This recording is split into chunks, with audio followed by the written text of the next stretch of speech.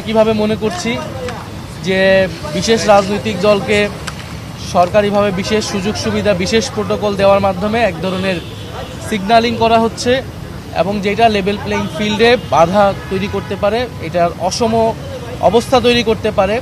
কারণ প্রশাসনের বিভিন্ন স্তরে কিন্তু এইটা এক ধরনের মেসেজ যায় যে সরকার কার পক্ষে আছে, বা মিডিয়াতেও আমরা মনে করতেছি মিডিয়ার একদিকে ঝুঁকে যাওয়ার প্রবণতা আমরা দেখতে পাচ্ছি, বা এনসিপিকে নিয়ে মেইন স্ট্রিম মিডিয়াতে নানা ধরনের নেতিবাচক যে নিউজ বা ফলস নিউজ বিশেষত কয়েকটি মিডিয়াতে এটা টার্গেটভাবে করা হচ্ছে। তো এটা আসলে আমাদের যে লেভেল প্লেইং ফিল্ড প্রশাসনিকভাবে মিডিয়ার জায়গা থেকে সেই সুযোগ সুবিধাটা কিন্তু সমভাবে যাতে হয় সেটা আমাদের চাওয়া থাকবে, এবং সরকার এবং নির্বাচন কমিশনের কাছে কিন্তু বারবার আমরা এটা বলেছি।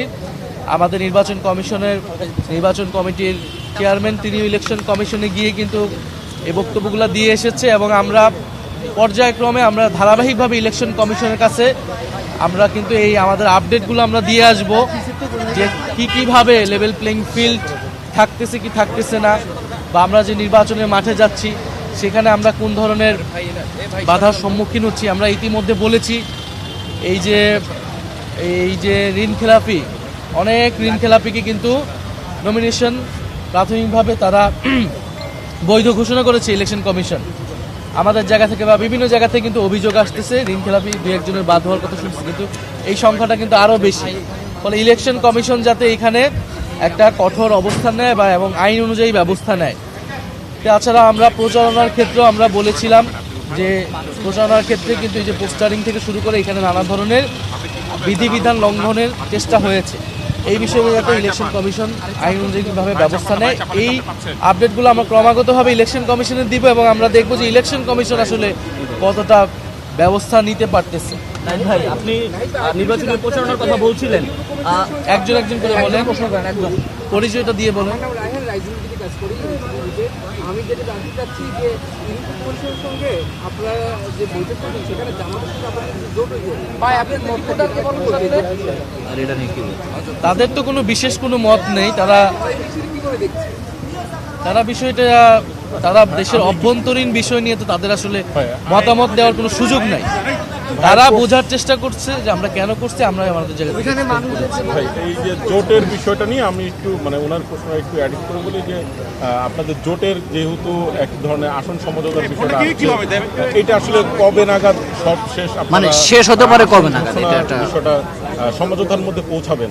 আপনারা বলছেন যে 20 তারিখ শেষ হবে বা ওইরকম এরকম কোনো ডেডলাইন অথবা কতগুলো আপনারা এক্স্যাক্টলি পাচ্ছেন? আমরা আশা করি আমরা 11 বা 12 আগামীকাল বা পরশুর মধ্যে আমরা হয়তো ঘোষণাটা আসবে। অন্তত এনসিপির জায়গা থেকে আমরা কত আসলে করতেছি এই জোটে সেটা আমরা পরিষ্কার করে দিই। নাহিদ ভাই, আপনাকে যেটা বলছিলাম যে আপনারা নির্বাচনী প্রচারণার কথা বলছেন, এবং এই যে প্রকাশ্যে গুলি করে হত্যার যে ঘটনাগুলো, এই আপনাদের নির্বাচনী প্রচারণা এই বিষয়টা বাধা হয়ে দাঁড়াবে কিনা? না, সেটা তো একটা আশঙ্কা, একটা নিরাপত্তাহীনতা তৈরি করেছে পরিস্থিতি। সরকার কিছু উদ্যোগ নিয়েছে, নিরাপত্তা প্রহরী ব্যবস্থা করেছে, কিন্তু এটা তো একটা আশঙ্কা থাকতেছে। বিশেষত শরীফ ওসমান হাদির হত্যাকারীদের এখনো যখন এই বিচারটা হলো না, বা যারা হত্যাকারী তাদেরকে গ্রেফতার করা গেল না, ট্রেস করা গেল না, ফলে এটার কারণে কিন্তু এই নিরাপত্তাহীন পরিস্থিতি আছে মাঠে। কিন্তু আমরা এর মধ্য দিয়েই মাঠে কাজ করে যাব। আমরা মাঠে যাচ্ছি, মানুষের সাথে কথা বলতেছি, এবং 21 তারিখের পর আনুষ্ঠানিক প্রচারণা শুরু হলে আমরা কথা বলবো।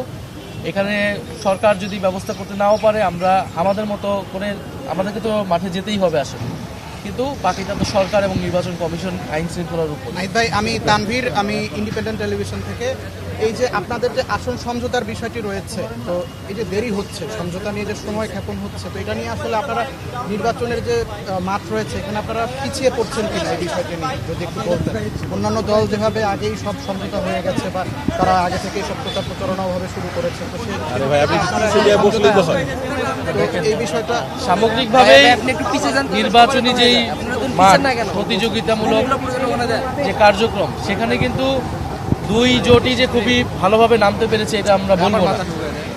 আপনি বিএনপির জায়গা থেকে তারা কিন্তু তাদের বিদ্রোহীদেরকে কথা বলা, তাদেরকে বসানো, ফুল ফ্লেজে কিন্তু তারাও নামতে পারে, বরং আমাদের জামাত এবং এনসিপি জোট কিন্তু অনেকখানি এগিয়ে, যে আমরা অলরেডি গণভোটের প্রচারণা শুরু করে দিয়েছি। আমরা মাঠে ঘাটে মসজিদে সব জায়গায় গণভোটের পক্ষে কথা বলতেছি। আসন সমঝোতার জিনিসটা কিন্তু আলোচনা চলমান, বাইরে হয়তো ঘোষণার আশাটা বাকি, কিন্তু আমরা কিন্তু আমাদের অভ্যন্তরীণ যে কাজ সেটা আমরা করতেছি। নির্বাচনের জন্য সব ধরনের প্রস্তুতি আমরা রাখতেছি। আমাদের যে আসন সমঝোতার ঘোষণাটা সেটা কেবল একটা আনুষ্ঠানিক ঘোষণা আসবে, এবং যেহেতু এখানে জামাত ইসলামও একটি সুশৃঙ্খল দল, ডিসিপ্লিন পার্টি, এবং এনসিপি নিজের মধ্যেও মোটামুটি একটা সিদ্ধান্ত নিয়ে এসেছে তারা নির্বাচন করবে, কোথায় করবে। ফলে এই ডিসিশন হওয়া মাত্র কিন্তু আমাদের আর কোনো ধরনের চ্যালেঞ্জ থাকবে না, যেটা আমাদের অন্য জোটের ক্ষেত্রে কিন্তু এই চ্যালেঞ্জটা তারা এখনও আছে। তাদের জোট সঙ্গীদের তারা ক্লিয়ার করতে পারে না আসন, নিজের দলের ভিতরে বিশৃঙ্খলা। ফলে আমরা মনে করতেছি যে একটু দেরি হলেও আমাদের নির্বাচনী যেই আয়োজন বা নির্বাচনী যে প্রস্তুতি সেখানে আসলে খুব বেশি প্রভাব রাখবে না।